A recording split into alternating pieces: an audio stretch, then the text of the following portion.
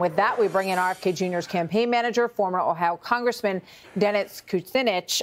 Great to have you with us, Dennis. Thank you very much for joining us today. Thank you, Martha. I want to pick up on the tail end of Mike's reporting there, because it raises this question. Given the Kennedy family history, given the request for protection, now given this threat by this person pretending to be a U.S. Marshal, do you believe that the Biden administration is not acting on this out of a political drive? Well, I don't think there's any question that this is a political decision.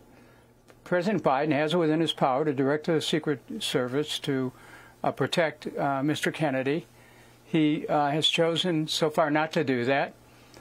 We have appealed to him. I sent a letter this morning once again asking him, in the name of fairness, in the name of not just protecting Mr. Kennedy, but protecting everyone around him, protecting the political process itself.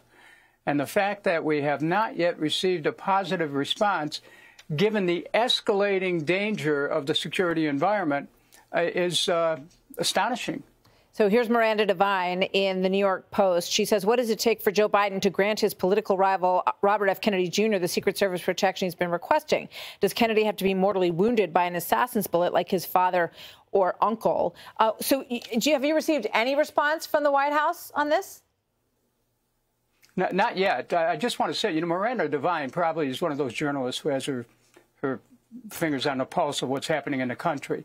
And I think all Americans are starting to become concerned. Why isn't Mr. Kennedy, particularly given the history that Fox just laid out, why isn't Mr. Kennedy receiving Secret Service protection, especially in light of this recent incident? So we're continuing to appeal to the president to listen to the angels of his better nature, if you will, and to grant this very simple request, which, again, is not only about protecting Mr. Kennedy, it's about protecting everyone who's in that environment with him, and it is about protecting the American political process itself. We do not want to go through what this country went through when President Kennedy was assassinated.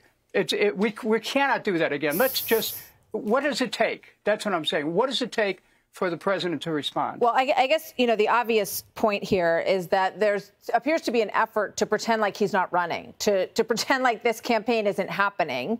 And we see it, in some of the media around this. We see people saying, why isn't anyone running against the president? And your candidate says, well, hello, here I am. And I have some pretty decent poll numbers that are actually better than a lot of the Republicans who make the debate stage. So maybe it's time for people to start recognizing that. But this context note appeared on X after Mr. Kennedy's tweet. It says the Secret Service does not provide protection until 120 days before the general election. That would be July 8th, 2024. So that's the precedent that they're leaning on here for this. Well, that is not a precedent, because there's a history that's replete in contradiction to that statement of people like President Obama and other candidates receiving protection far in advance of that so-called opening date. So this is really a question.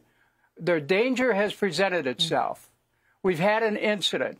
A man with with guns, other weapons, impersonating a U.S. Marshal, nonetheless, trying to gain access to a secured perimeter. Look, what more do you want? And I'm saying this to President Biden.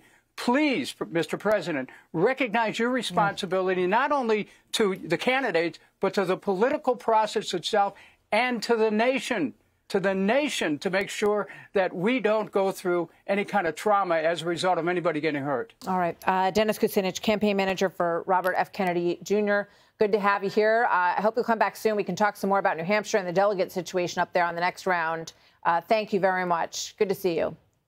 Thank you. Thank you.